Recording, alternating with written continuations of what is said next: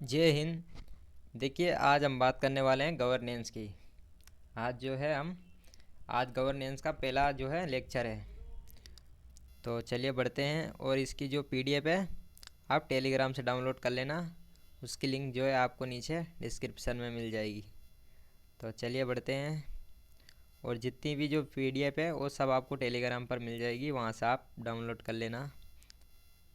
तो देखिए, आज गवर्नेंस की बात करते हैं, जानेंगे गवर्नेंस क्या है, क्या इसकी भूमिका होती है, ये किस तरह जो सरकार में सहायक सिद्ध होता है।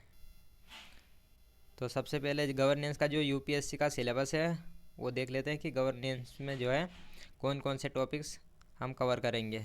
तो इसमें देख लेते हैं जैसे कि शासन व्यवस्था, पारदर्शिता तथा जवाबदेहिता, ई गवर्नेंस हो गया, गुड गवर्नेंस।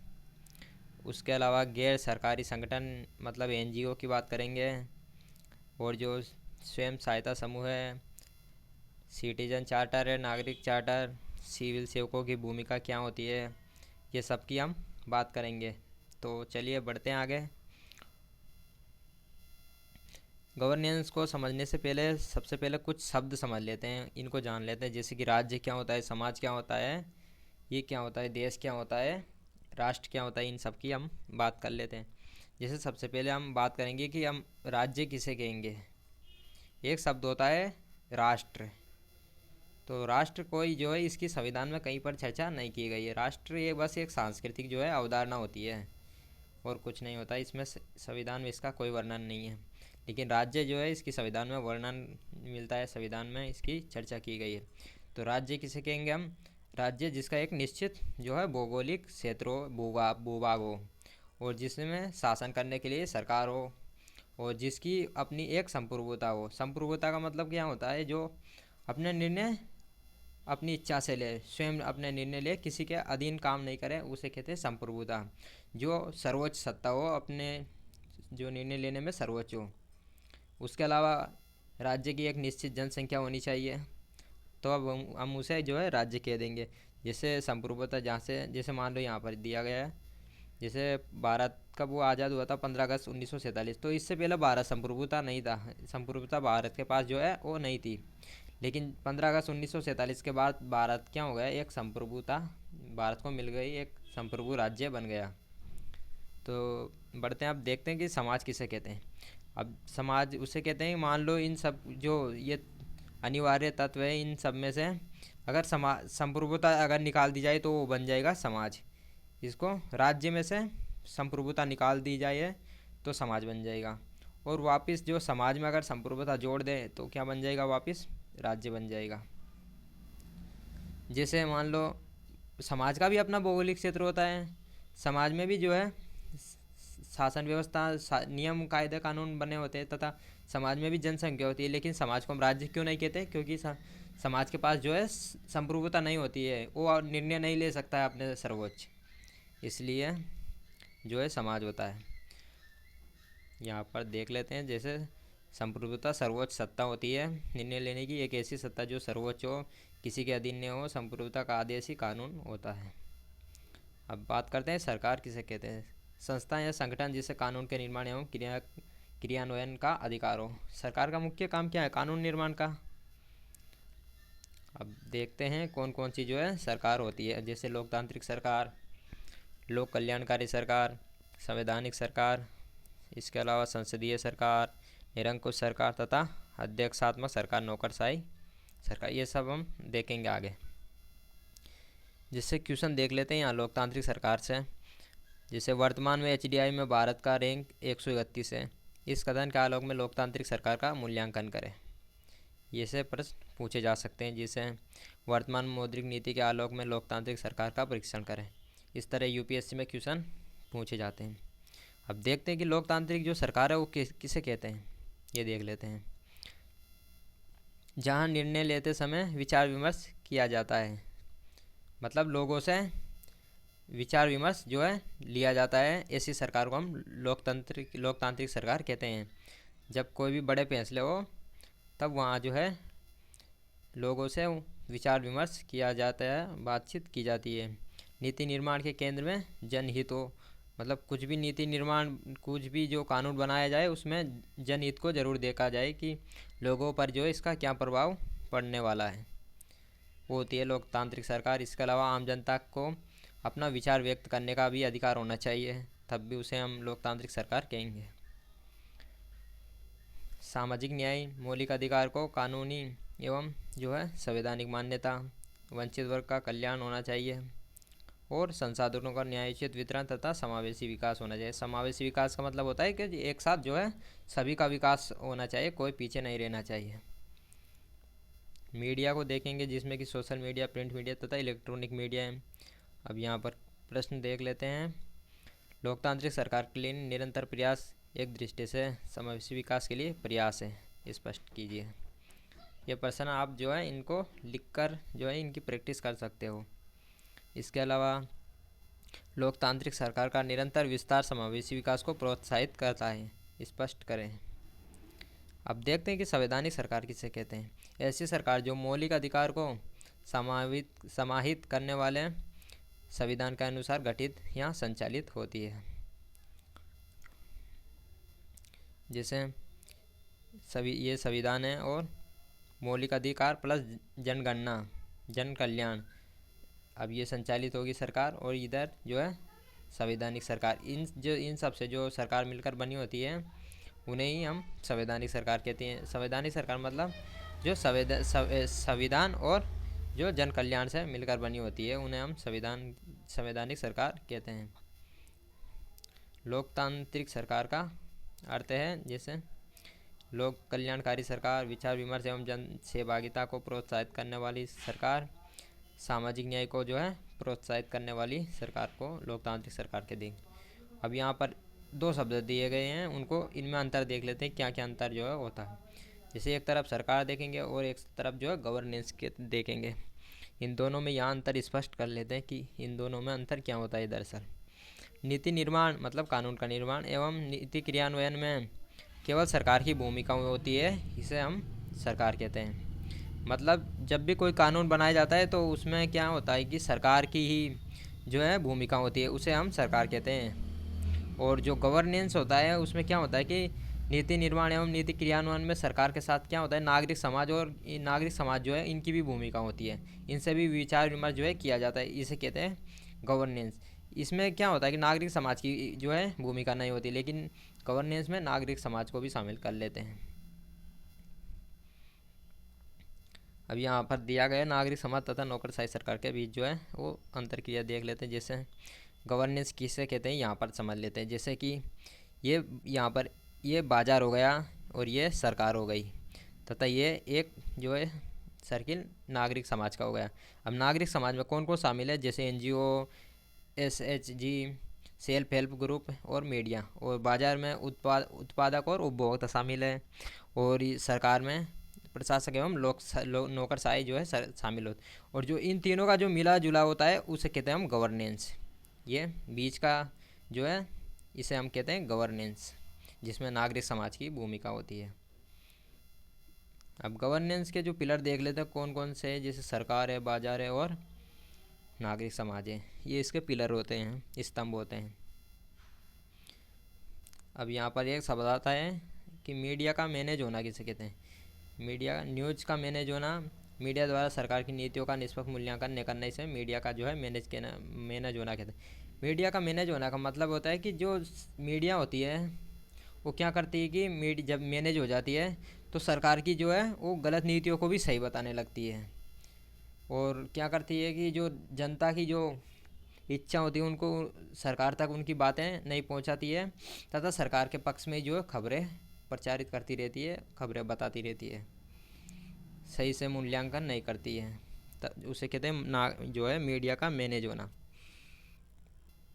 अब यहाँ पर नागरिक समाज तथा प्रशासक जो है इसके बीच में इंटरेक्शन होना भी जो है ज़रूरी है, तभी तो दोनों के बीच में जैसे जो है जनता प्रशासक से जो है सवाल पूछ सकती है और उनका जो है प्रशासक जवाब दे सकता है। इनके बीच में अंतर्क्रिया होना जरूरी है। प्रशासक जवाबदेह एवं सत्यनिष्ठ नीतियाँ जनमुक्त होगी इससे। अगर क्या होता है, अगर इन दोनों के बीच में जो अंतर क्रिया होगी तो इनसे जो कौन कौन से परिणाम निकलेंगे, इनसे क्या होगा कि जो प्रशासक है वो भी जवाबदेह होंगे, और सत्यनिष्ठा बढ़ेगी, उनकी ईमानदारी बढ़ेगी, और वो भी नीतियों के प्रति जो है उनकी इच्छा जगेगी, और जनता के प्रति उनका जो है जन उन्मुख होंगे वो। प्रशासन में पारदर्शिता बढ़ेगी तथा जो है भ्रष्टाचार भी कम होगा, और इससे क्या होगा कि सामाजिक न्याय में भी वृद्धि होगी। अब देखते हैं कि अधिकतम अभिशासन जो है नागरिक समाज की भूमिका में वृद्धि होगी, और जनता का हित एवं विचार प्राथमिक प्रस्तावना में उल्लिखित आदर्श मूर्त जो है वो मूर्त रूप लेंगे। और जो अगर न्यूनतम जो सरकार होगी उससे क्या होगा कि सरकार की भूमिका सीमित होगी, और सरकार निरंकुश नहीं बन पाएगी। इसमें देखते हैं गवर्नेंस में प्रशासक सत्यनिष्ठ, कर्तव्यनिष्ठ, नीतियाँ जनमुख और वंचित वर्ग का कल्याण, ये हो जाता है गवर्नेंस। अब यहाँ पर देख लेते हैं कि शासन व सरकार में अंतर। अब सबसे पहले देखेंगे सहभागिता के स्तर पर। इसमें देखेंगे अभिशासन तथा सरकार। सहभागिता के स्तर पर देखते हैं कि जो है यहाँ जन सहभागिता ज़्यादा तथा निरंतर होती है। सरकार के इसमें देखेंगे तो यहाँ जन सहभागिता कम तथा चुनाव के समय होती है।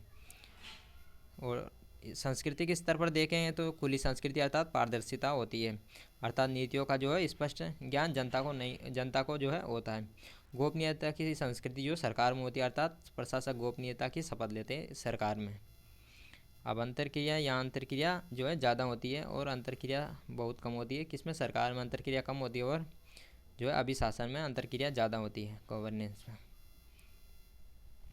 अब इसके जो है लक्षण देख लेते हैं। गवर्नेंस के कौन कौन से लक्षण हैं। उत्तरदायित्व, जिसमें आ जाता है राजनीतिक उत्तरदायित्व, प्रशासनिक उत्तरदायित्व, कानून का शासन, मानवाधिकारों का संरक्षण, पारदर्शिता तथा सत्ता का विकेंद्रीकरण। मतलब सत्ता का विकेंद्रीकरण मतलब सभी जगह जो है लोग निर्णय ले सकते हैं। राजनीतिक उत्तरदायित्व, इसका मतलब क्या होता है कि जनहित के प्रति उन्मुखता तथा सौंपे गए दायित्व का जो पालन किया जाता है उसे कहते हैं राजनीतिक उत्तरदायित्व, जिसमें रणनीति में सुचिता, राजनीतिक निष्पक्षता, राजनीतिक सत्यनिष्ठा, राजनीतिक सेवा का सघन, ये सब जो है इसके लक्षण हैं। राजनीति में भ्रष्टाचार का अभाव। अब देखते हैं इससे क्या होगा। राजनीतिक उत्तरदायित्व के लिए उचित उपाय कौन कौन से, जैसे स्वतंत्र एवं निष्पक्ष चुनाव का संचालन। अब इसके परिणाम क्या होंगे, जैसे इसके परिणाम क्या होते हैं ये देख लेते हैं। जैसे चुनावी परिणामों की स्वीकार्यता, प्रतिनिधियों के प्रति सम्मान एवं सदन की गरिमा में वृद्धि, कानून का जो है शासन मजबूत इससे होगा। अब इसके लिए क्या क्या जो है स्वतंत्र एवं निष्पक्ष चुनाव का संचालन के लिए क्या क्या करना चाहिए वो देख लेते हैं। जैसे ईवीएम का प्रयोग होना चाहिए, इलेक्ट्रॉनिक वोटिंग मशीन, चुनाव में जो है काले धन के प्रयोग पर रोक लगानी चाहिए, और राजनीति के अपराधीकरण पर रोक, राजनीति में धर्म एवं जो जाति के प्रयोग पर रोक होने चाहिए। इसके जो है चुनाव में इन पर रोक होनी चाहिए, राजनीतिक इनमें धर्म एवं जाति के जो है संबंध में। इसके अलावा जो है चुनाव आयोग को सशक्त एवं सक्रिय करना, चुनावी आचार संहिता के उल्लंघन को दंडनीय अपराध घोषित करना, ये सब इसके जो है करना चाहिए। और इसके लिए परिणाम क्या होगा, इसके कानून का अनुपालन होगा। इससे प्रशासन के राजनीतिकरण पर रोक तथा प्रशासन का राजनीतिक दुरुपयोग नहीं होगा इससे। अब दूसरी बात क्या है कि जो जनप्रतिनिधि को वापस बुलाने का भी अधिकार होना चाहिए। इसके परिणाम क्या होंगे कि राजनीति में जवाबदेहिता में जो है वृद्धि इससे होगी। परिणाम स्वरूप क्या होगा कि गलत निर्णय के प्रतिकूल प्रभावों की जिम्मेदारी लेना। और आगे जन कल्याण के प्रति प्रतिबद्धता में वृद्धि, जन इच्छा को महत्व होगा, राजनीति में पारदर्शिता बढ़ेगी तथा संसाधनों का युक्ति संगत जो है प्रयोग होने लगेगा, प्रशासन के राजनीति दुरुपयोग पर रोक होगी और नौकरशाही संस्कृति समाप्त होगी। अब देखते हैं यहाँ पर क्या होगा, डायग्राम देख लेते हैं एक अच्छा सा। जैसे क्या होता है, जैसे ये एक ट्रायंगल बना लेते हैं तीनों, कौन कौन, राजनेता, प्रशासक तथा जो अपराधी होते हैं, ये तीनों एक दूसरे से कनेक्टेड रहते हैं। अब ये करते क्या हैं यहाँ देख लेते हैं। जैसे जो अपराधी है वो क्या करता है कि चुनाव के समय जो है राजनेता का सहयोग कर देता है अपराधी, और राजनेता का क्या काम है, ये जो है प्रशासक को उचित पद देता है, ऊंचा जो है अपनी इच्छा के अनुसार पद दे देता है प्रशासक को राजनेता। और फिर प्रशासक क्या करता है, ये अपराधी को कानूनी सहायता दे देता है। इस तरह ये भ्रष्टाचार को बढ़ावा देते हैं ट्रायंगल बनाकर। अब नौकरशाही संस्कृति यहाँ पर देखते हैं। नौकरशाही संस्कृति क्या होती है, इसमें क्या होता है कि जो प्रशासक होते हैं, ब्यूरोक्रेट्स जो होते हैं, वो इनके अंदर जो है अहम का भाव होता है, यूँ समझ लो घमंड होता है। सत्ता का केंद्रीकरण की प्रवृत्ति होती है इनमें। ये मतलब विकेंद्रीकरण नहीं चाहते सत्ता का, ये चाहते हैं कि स्वयं जितने भी निर्णय हो वो हम ही लें। जनता को ये ज़्यादा वो नहीं समझते हैं, इनके निर्णय नहीं लेना चाहते हैं, बस खुद ही ये सोचते हैं कि जो भी निर्णय हो सरकार में वो हम ही निर्णय लें। इसे कहते हैं नौकरशाही संस्कृति। जनता को वो मंद बुद्धि समझते हैं, जनता को बुद्धिहीन एवं स्वार्थी मानते हैं। लाल पीता शाही का मतलब क्या होता है कि निर्णय को टालना तथा जो प्रक्रिया को विलंब कर देना।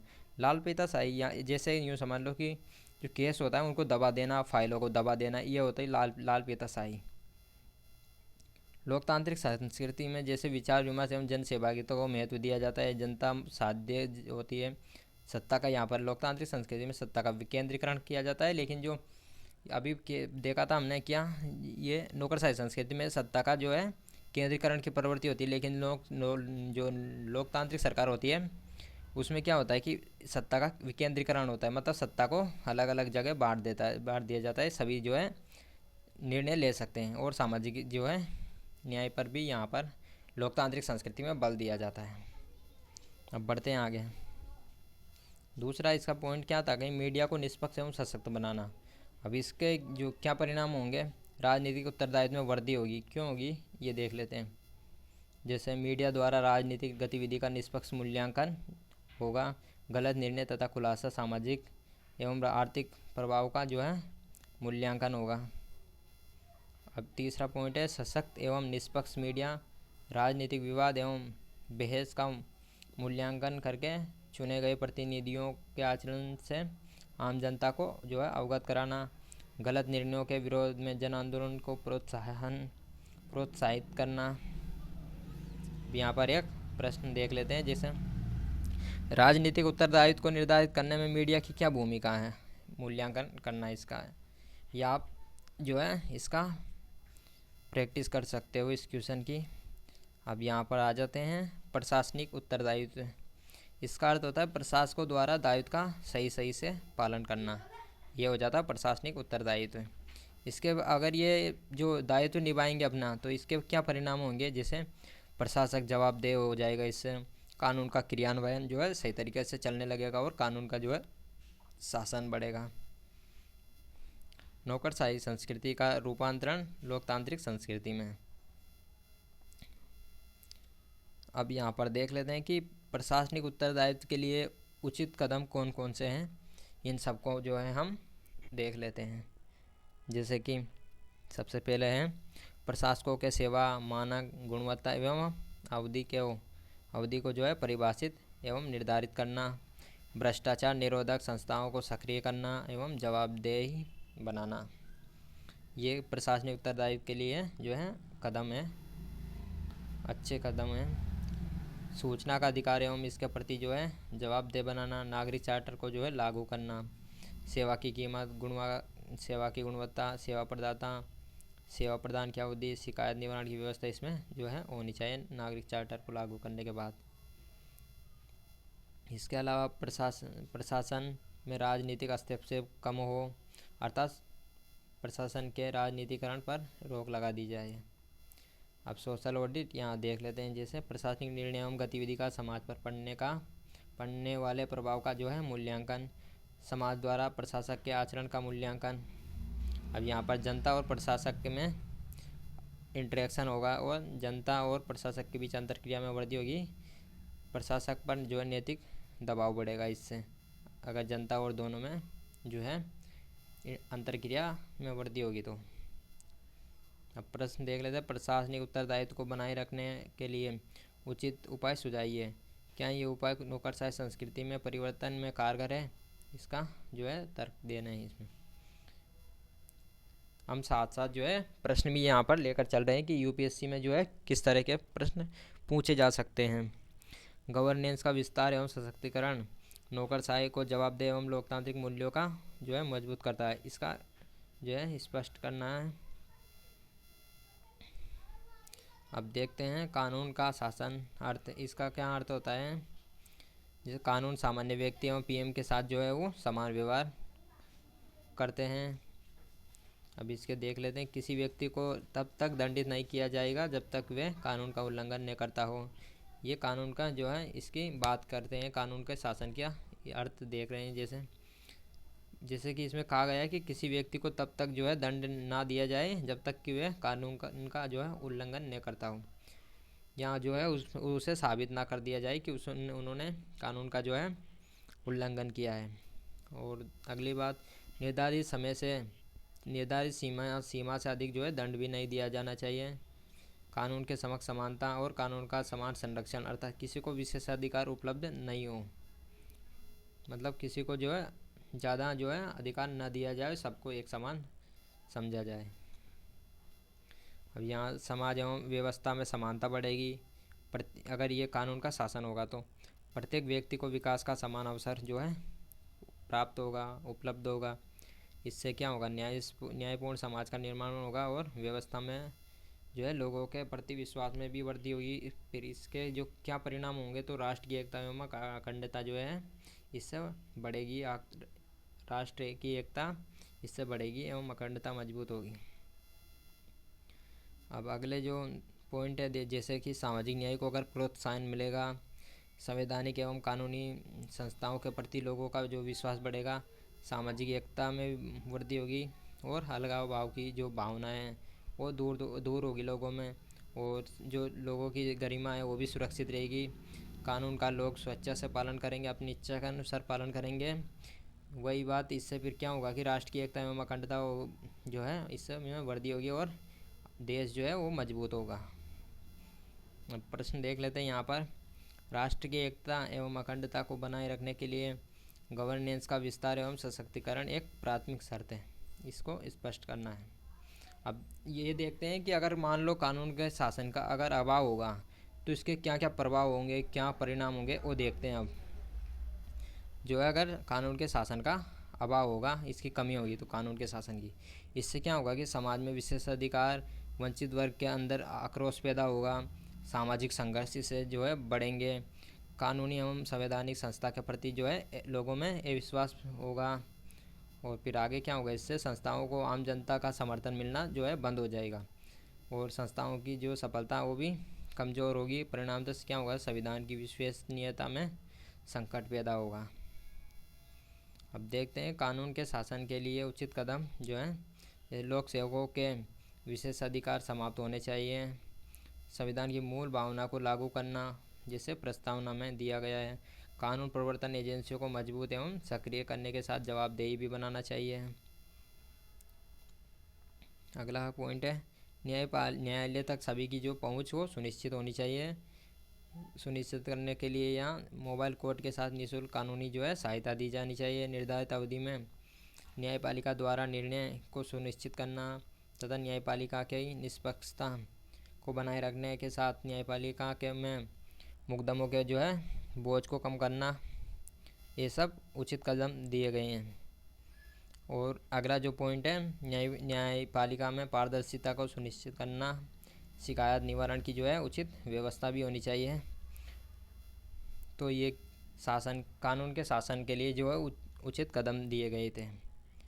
तो आज जो है गवर्नेंस का पहला लेक्चर था और इसकी जो पीडीएफ है, आप पूरी पीडीएफ इसको आप जो है आपको टेलीग्राम पर मिल जाएगी, आप वहाँ से इसे डाउनलोड कर लेना। तो चलते हैं और अब मिलते हैं अगली वीडियो में।